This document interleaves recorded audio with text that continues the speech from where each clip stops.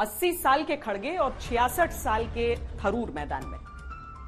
यह माना जा रहा है कि खड़गे की जीत एक औपचारिकता है। खड़गे अध्यक्ष बने तो 51 साल बाद ऐसा होगा कि कोई दलित नेता कांग्रेस का अध्यक्ष बनेगा। इससे पहले बाबू जगजीवन राम थे। अब जबकि तय है कि अध्यक्ष गांधी परिवार से बाहर का ही होगा, तो क्या कांग्रेस की राजनीतिक दशा और दिशा पर भी कोई असर पड़ सकेगा? हालांकि कांग्रेस का इतिहास बताता है कि बिन गांधी सब सून। बहुत ही साफ दिल का इंसान है, दलित वर्ग से भी आते हैं, तो 50 साल के बाद में कांग्रेस में कोई दलित कांग्रेस अध्यक्ष बना है तो सब जगह वेलकम हो रहा उनका। 2 दशक की केंद्र की राजनीति में अटल बिहारी वाजपेयी से मनमोहन सिंह और फिर नरेंद्र मोदी तक का दौर आ गया। बीजेपी पार्टी में कुशाभाऊ ठाकरे से लेकर जेपी नड्डा तक 9 चेहरे अध्यक्ष के तौर पर सामने आ गए। लेकिन कांग्रेस में लंबे समय से सोनिया गांधी हैं।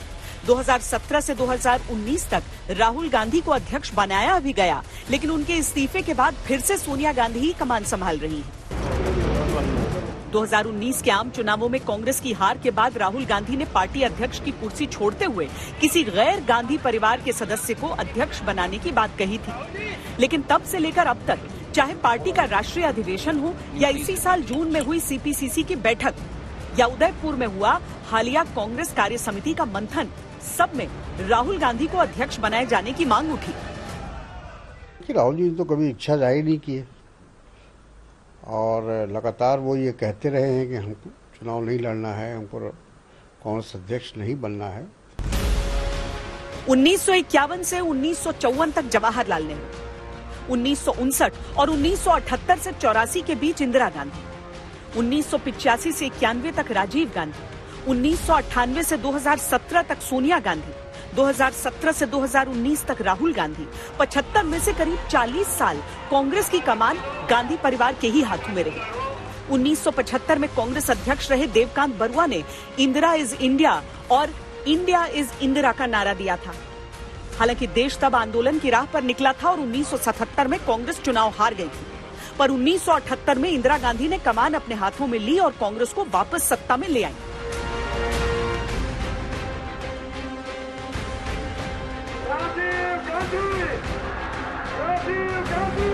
राजीव गांधी की हत्या के बाद जब कांग्रेस की कमान नरसिंह राव के पास आई और उसके बाद सीताराम केसरी जब अध्यक्ष बने, उस समय तक कांग्रेस कई धड़ों में टूट चुकी थी।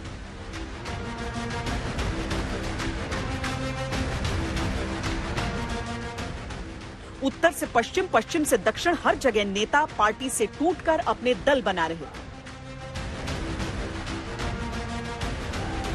आखिरकार 1998 में सोनिया गांधी अध्यक्ष बनी। सोनिया गांधी के नाम पर कांग्रेस एकजुट हुई। कांग्रेस 2004 और 2009 में सत्ता में आई। खड़गे साहब बहुत अनुभवी व्यक्तित्व धनी हैं। खड़गे साहब जो है 11 बार तो वो चुनाव जीते हैं, 9 बार असेंबली का, 2 बार पार्लियामेंट जीते और लंबा राजनीतिक जीवन उनका बहुत अनुभवी है, संगठन के लिए भी और विधानसभा हो या लोकसभा हो। कांग्रेस के 137 साल के इतिहास में अध्यक्ष का चुनाव कभी आसान नहीं रहा। अब तो हालात और भी चुनौतीपूर्ण हैं। पार्टी के सामने कई तरह की चुनौतियां हैं जो रोज बढ़ती जाती हैं। अगर खड़गे ही अध्यक्ष बनते हैं तो उन्हें कम समय में वो करिश्मा भी तैयार करना होगा जो 2024 में ब्रांड मोदी को टक्कर दे सके और विपक्षी दलों के बीच कांग्रेस का झंडा सबसे ऊंचा कर सके। कांग्रेस के पहले अध्यक्ष उमेश चंद्र बनर्जी से कार्यकारी अध्यक्ष सोनिया गांधी तक कांग्रेस ने देश की पराधीनता, स्वतंत्रता और उसके बाद के 7 दशक देखे। दशकों दशक देश पर शासन किया, एक राजनीतिक विरासत तैयार की।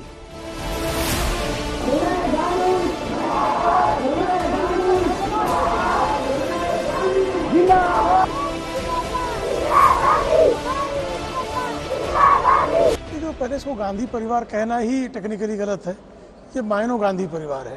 तो ये चुनाव ही अपने आप में ये बता रहा है कि मायनो गांधी परिवार कांग्रेस की मजबूरी है, जो मायनो गांधी कांग्रेस है, और कांग्रेस की भी यही मजबूरी है कि मायनो गांधी परिवार से मुक्त नहीं है वो। दरअसल कांग्रेस पार्टी कोई पार्टी नहीं है, ये एक पारिवारिक एंटरप्राइज है या एक कबीला है।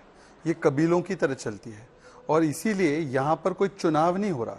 चुनाव का उसको आवरण जरूर पहनाया जा रहा है, परंतु चुनाव के नाम पर ताजपोशी हो रही है। मतलब जैसे मनमोहन सिंह का रिमोट कंट्रोल सोनिया जी के हाथ में था, वैसे आने वाले अध्यक्ष का रिमोट राहुल जी के हाथ में। ऐसी ऐसी बातें करते हैं, दीप दले अंधेरा। अब भाजपा के अध्यक्ष क्या किसी से चर्चा नहीं करते, किसी से विचार नहीं करते? अब कांग्रेस का अध्यक्ष क्या मोदी जी से बात करेगा, जेपी नड्डा जी से बात करेगा, या हमारे कांग्रेस के लोगों से ही बात करेगा? अब इसको भी आप कहें रिमोट कंट्रोल, ये जो रिमोट कंट्रोल चलाने वाले लोग हैं ना, वो लोग ये बात कर रहे हैं। वो लोग तो प्रजातंत्र को भी रिमोट से चलाना चाहते हैं। 1997 में आखिरी बार पार्टी में चुनाव हुए थे। सीताराम केसरी तब अध्यक्ष बने। उन्हें हटाकर लगभग साल भर बाद सोनिया गांधी ने पार्टी की कमान संभाली। तब से अब तक 2 दशक से अधिक का समय बीत चुका है। संगठन के चुनाव नहीं हुए। 2017 में राहुल गांधी अध्यक्ष चुने गए। 2019 में आम चुनावों की हार के बाद उन्होंने भी कुर्सी छोड़ दी। कार्यकारी अध्यक्ष तब से सोनिया गांधी ही है। तो क्या इस बार कांग्रेस को फुल टाइम अध्यक्ष मिल जाएगा? अंदरूनी कलह दूर करके पार्टी को एकजुट रख पाएगा नया अध्यक्ष? मुख्य विपक्षी पार्टी के तौर पर गठबंधन जोड़ पाएगा नया अध्यक्ष? और क्या कांग्रेस को उसका खोया जनाधार वापस दिला पाएगा नया अध्यक्ष? विपक्ष के अंदर ऐसा विपक्ष तैयार हो रहा है जो कांग्रेस को विपक्षी सहयोगी के तौर पर भी कई बार अहमियत देने को तैयार नहीं है।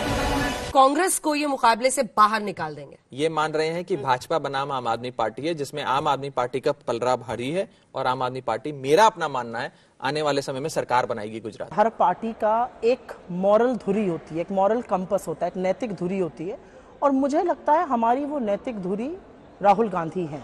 आज राहुल गांधी जिन मुद्दों को उठाते हैं, या जिन चीज़ों की वो चर्चा करते हैं, या जिस चीज़ों पर वो सरकार से सवाल पूछते हैं, वो निजी नहीं है, वो खेत मेड़ का झगड़ा नहीं है, वो इश्यूज हैं जो इस देश को प्रभावित कर रहे हैं। वो चाहे बेरोजगारी हो, चाहे महंगाई हो, चाहे कोरोना काल का कुप्रशासन हो, चाहे चीन हो, वो हिम्मत रखते हैं उन सवालों को पूछने की, क्योंकि वो डरते नहीं है। ना वो ईडी से डरते हैं, ना वो सीबीआई से डरते हैं। और वो कहते हैं आपने मुझे 55 घंटे क्या 5 साल बिठा लीजिए, मैं आपसे डरने वाला नहीं हूँ। तो मुझे लगता है वो नैतिक धुरी परिवार की भी और एक तरह से पार्टी की भी होनी जरूरी है।